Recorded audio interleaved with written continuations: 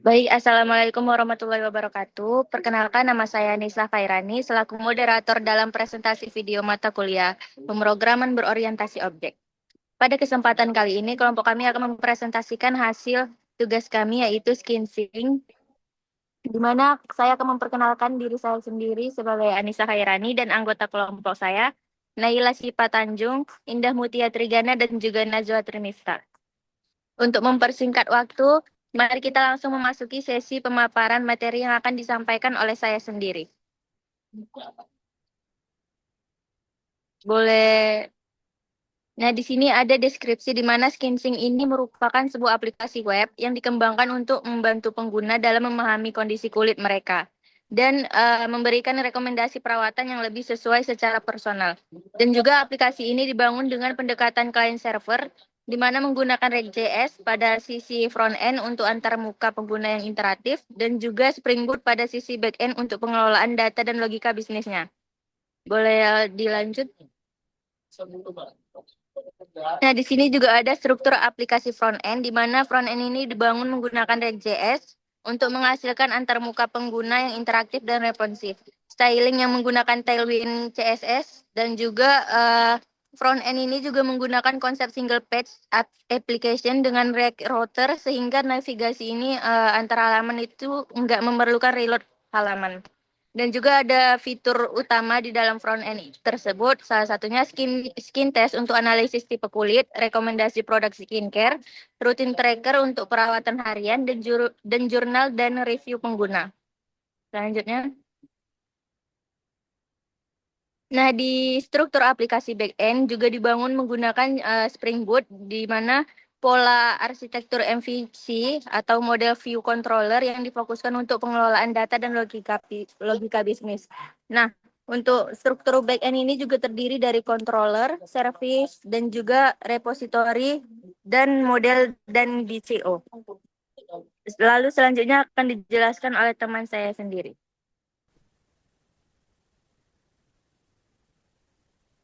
Baik, selanjutnya di sini ada database dan autentikasi.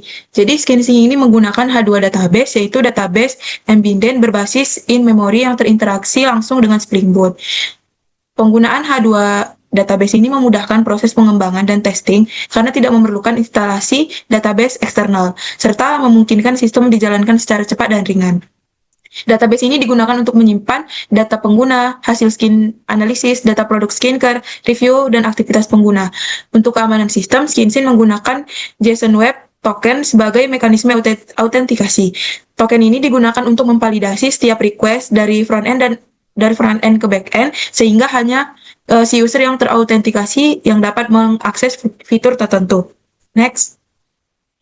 Adapun alur pada aplikasi ini yang pertama, autentikasi pengguna atau login system. Jadi pengguna melakukan login melalui front-end, kredensial dikirim ke back-end untuk diverifikasi. Kalau dia valid, sistem menghasilkan JSON Web Token yang digunakan untuk akses fitur selanjutnya. Yang kedua ada validasi token dan akses sistem. Jadi sistem request dari front-end akan melewati pengecekan JWT melalui security filter. Jika token valid, user diizinkan mengakses endpoint tertentu. Yang ketiga ada interaksi pengguna. Jadi pada skin test itu ada rekomendasi produk, rutin tracker, review atau jurnal. Jadi kemudian si pengguna akan mengirim input melalui form pada front end. Nah, yang keempat ada pengiriman request yaitu dari front end ke back end. Jadi si front end ini bakal ngirim data dalam bentuk JSON request ke REST API backend JWT yang disertakan pada header authorization sebagai identitas user. Next. Yang kelima itu ada pemrosesan backend, yaitu controller ke service layer. Yang pertama itu controller menerima request dan melakukan validasi awal. Kemudian service menjalankan logika bisnis, yaitu analisis tipe kulit, pemilihan rekomendasi produk, dan pengelolaan rutin user. Yang keenam itu akses data, yang dimana bagian repositori ke H2 database. Jadi service ini bakal berkomunikasi dengan repositori untuk menyimpan data user, yaitu hasil skin test, mengambil data produk skincare, mengambil riwayat aktivitas pengguna, kemudian bakal disimpan di H2 database. Yang ketujuh itu ada respon backend, yaitu backend ke frontend. Jadi setelah proses selesai, si backend bakal mengirimkan respon JSON apakah dia sukses atau error ke si frontend. Kemudian yang kedelapan itu ada update UI. Jadi frontend bakal nerima respon dan memperbarui tampilan secara dinamis tanpa reload halaman. Selanjutnya bakal dijelaskan oleh teman saya.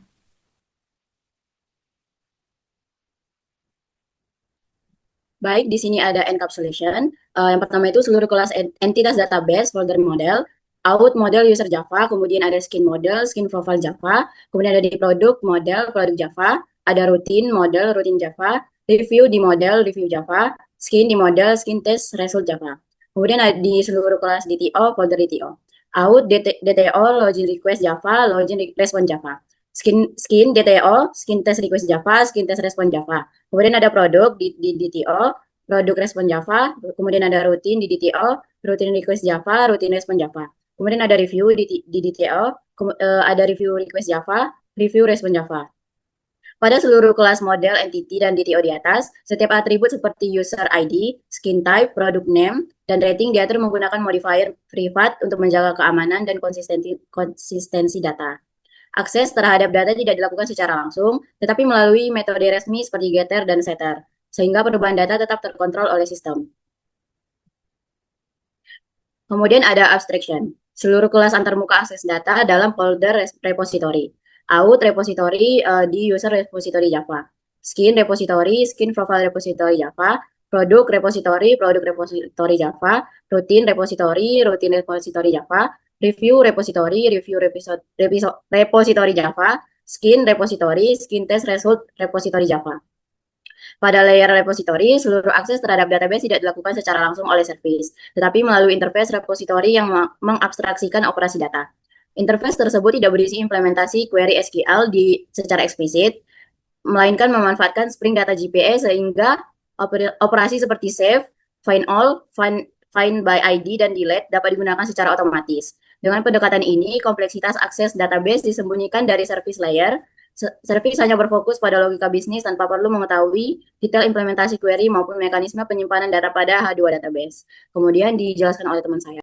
Selanjutnya ada polymorphism. Nah, seluruh kelas layanan bisnis yang terkait pada folder service, misalnya kayak out service Java, terus kayak skin analysis service.java, terus ada produk service.java, routine service.java, dan review service.java. Nah, dalam konsep polymorphism ini diterapkan melalui penggunaan interface service yang dimana diimplementasikan oleh beberapa kelas control.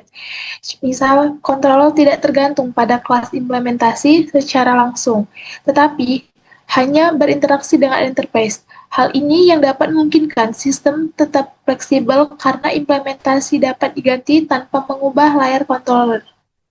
Next, selanjutnya ada inheritance. Nah, di sini ada beberapa ya. Yang pertama itu ada pewarisan pada layar repository atau extend GPA repository. Kemudian ada pewarisan pada exemption handling global, yang dimana ini merupakan penerapan inheritance pada skinsync, terutama terlihat pada penggunaan extend GPA repository di layar repository.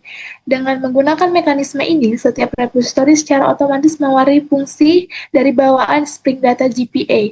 Nah, selain itu juga, inheritance juga diterapkan pada sistem penanganan error, yang dimana custom exemption dibuat dengan mewarisi runtime exemption. Hal ini memungkinkan sistem untuk membuat jenis error yang lebih spesifik sesuai konteks aplikasi, namun tetap mengikuti struktur exemption bawaan dari Java. Selanjutnya saya kembalikan ke moderator. Baik, demikian pemaparan mengenai web aplikasi Skinsync yang udah kami sampaikan. Kami mengucapkan terima kasih atas perhatian Bapak atau Ibu dosen yang telah menyimak presentasi kami hingga selesai. Mohon maaf apabila terdapat kekurangan dalam penyampaian maupun isi materi yang kami sampaikan. Saya selaku moderator dan anggota kelompok mengucapkan terima kasih. Wassalamualaikum warahmatullahi wabarakatuh.